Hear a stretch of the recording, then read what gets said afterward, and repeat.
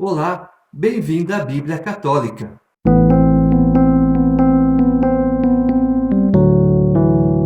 Segundo o livro de Samuel, capítulo 1. Depois da morte de Saul, Davi, ao voltar da vitória sobre os amalecitas, ficou 2 dias em Ciceleg. No terceiro dia, chegou um homem que vinha do acampamento de junto de Saul. Tinha as vestes rasgadas e a cabeça coberta de pó. Ao chegar perto de Davi, atirou-se por terra e se prostrou. Disse-lhe Davi: De onde vens? Ele respondeu: Escapei com vida do acampamento de Israel. Davi perguntou: Que aconteceu? Dize logo. O homem disse: As tropas fugiram do campo de batalha e muitos caíram e estão mortos. O próprio Saul e seu filho Jonatas pereceram.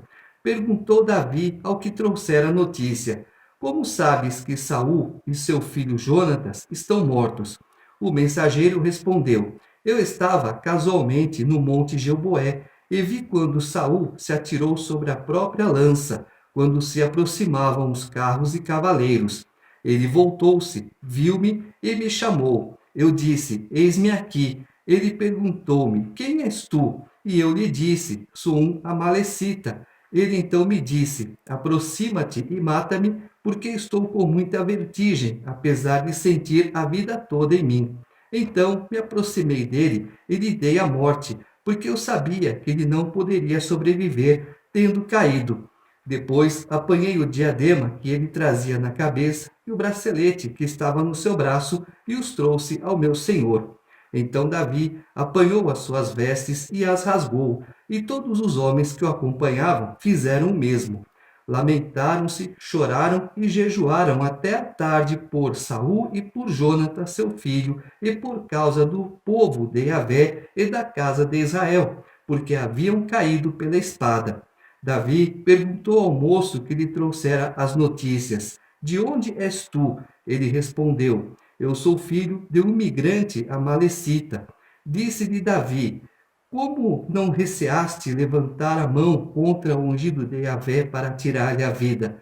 Davi chamou um dos moços e disse: Aproxima-te e mata-o. O moço o golpeou e ele morreu.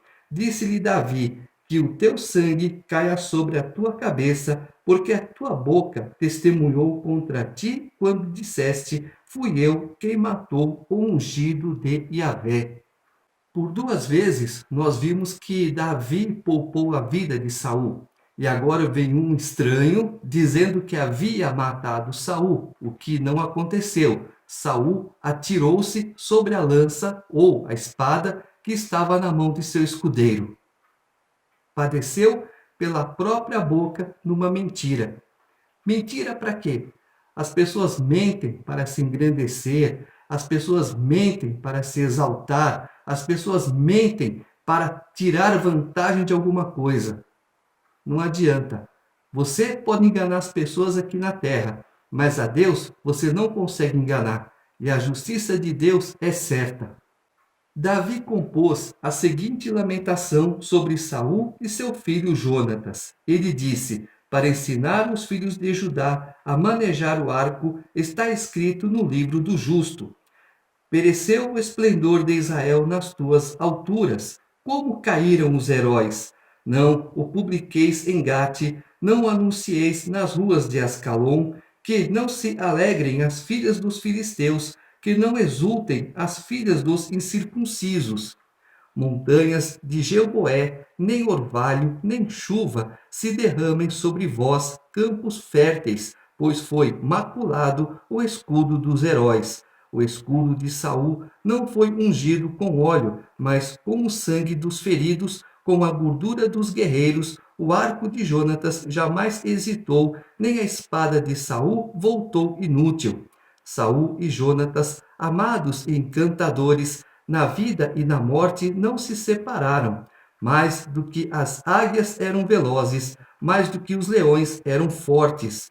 Filhas de Israel, chorai sobre Saul, que vos vestiu de escarlate e de adornos, que adornou com ouro os vossos vestidos. Como caíram os heróis no meio do combate. Jonatas, ferido de morte sobre tuas alturas. Que sofrimento tenho por ti, meu irmão Jonatas. Tu tinhas para mim tanto encanto, a tua amizade me era mais cara do que o amor das mulheres. Como caíram os heróis e pereceram as armas de guerra. A Bíblia fala do livro dos justos. Quem eram? Quem escreveu? Onde está esse livro?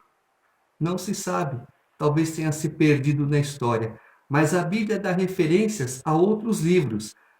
O que não for espiritual, você pode procurar em outros livros. Eu dou referência, eu dou aconselhamento para isso. Mas cuidado com o que vocês irão ler, porque pode haver muita mentira, muita falsidade, muito engano. Apenas isso. Davi, ele fala o seguinte: a tua amizade me era mais cara do que o amor das mulheres. Ora, o amor das mulheres não poderia fazer o que Jonatas fez. Davi, se eu falar olha, a flecha está mais além, então você corre, porque meu pai quer te matar. Pegam isso como uma desculpa de que Davi e Jonatas eram como se marido e mulher. Nada disso. Nada a ver uma coisa com a outra. Você não tem um amor pelo seu irmão? É a mesma coisa, era um amor de irmão. Olha, eu amo meu irmão, mas eu vou amar uma mulher de uma forma diferente. O meu amor por uma mulher é diferente. Sim, é minha irmã, mas eu amo a minha irmã, a minha esposa, eu tenho um amor diferente. O que a minha irmã faz por mim, a minha esposa não pode fazer. O que a minha esposa faz por mim, a minha irmã não pode fazer. Então, vamos colocar os pingos dos is nos is e os pingos dos jotas nos jotas. Capítulo 2. Depois disso, Davi consultou Yahvé nestes termos: subirei a uma das cidades de Judá? E Yahvé lhe respondeu: sobe. Davi perguntou: a qual subirei? E a resposta foi: a Hebrom. Davi subiu para lá, e também as suas duas mulheres, Aquinoã de Jezrael e Abigail, a mulher de Nabal de Carmel. Quanto aos homens que estavam com ele, Davi os fez subir, cada um com a sua família, e se fixaram nas aldeias de Hebrom. Vieram os homens de Judá e ali ungiram a Davi rei sobre a casa de Judá. Comunicaram a Davi que os habitantes de Jabes de Galaade tinham dado sepultura a Saul.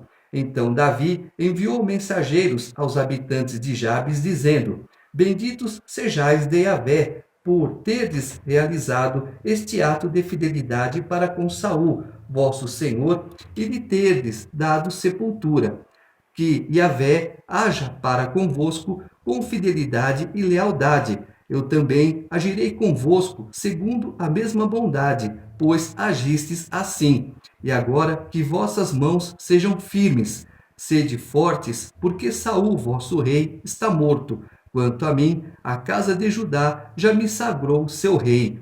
Abner, filho de Ner, chefe do exército de Saul, tinha levado consigo Isbaal, filho de Saul, e o tinha feito ir a Manaim.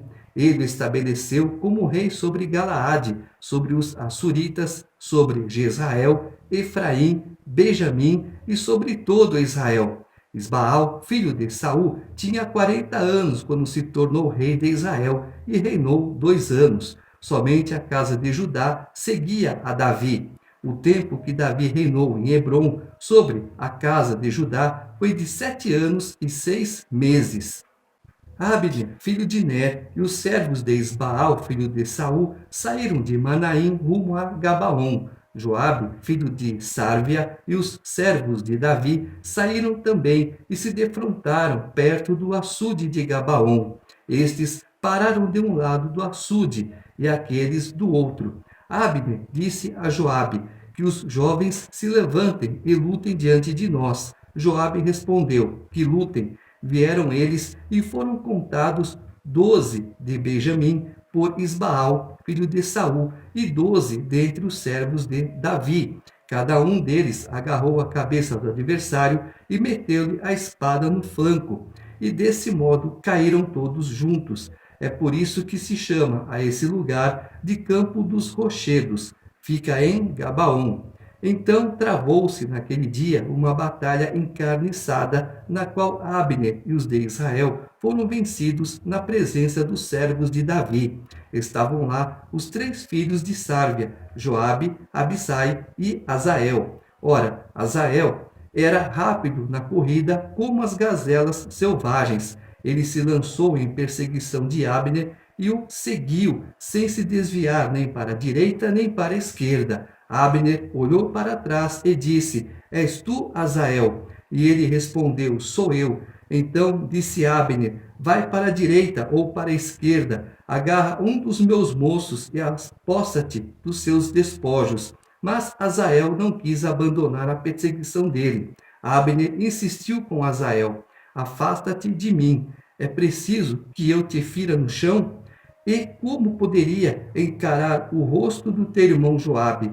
Como ele se recusasse a afastar-se, Abner lhe perfurou o ventre com o couto de sua lança, que lhe saiu pelas costas. Ele caiu ali e morreu no mesmo lugar. E todos os que iam chegando ao lugar onde Azael caíra e morrera paravam.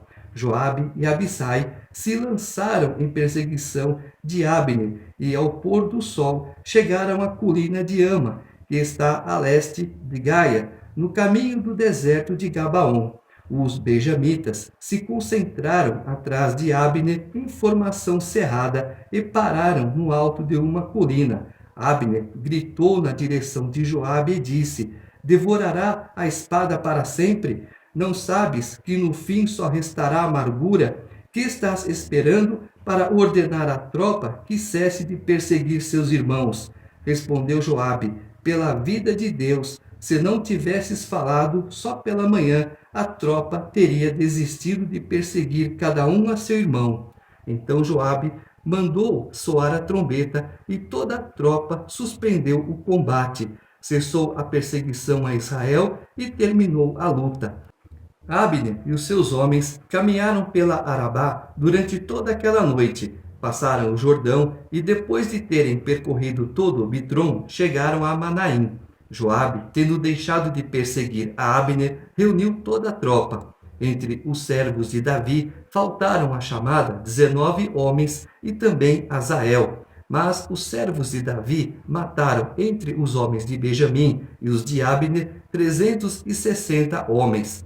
Levaram Azael e o sepultaram no túmulo de seu pai, que está em Belém. Joabe e os seus marcharam toda a noite e o dia estava nascendo quando eles chegaram a Hebrom.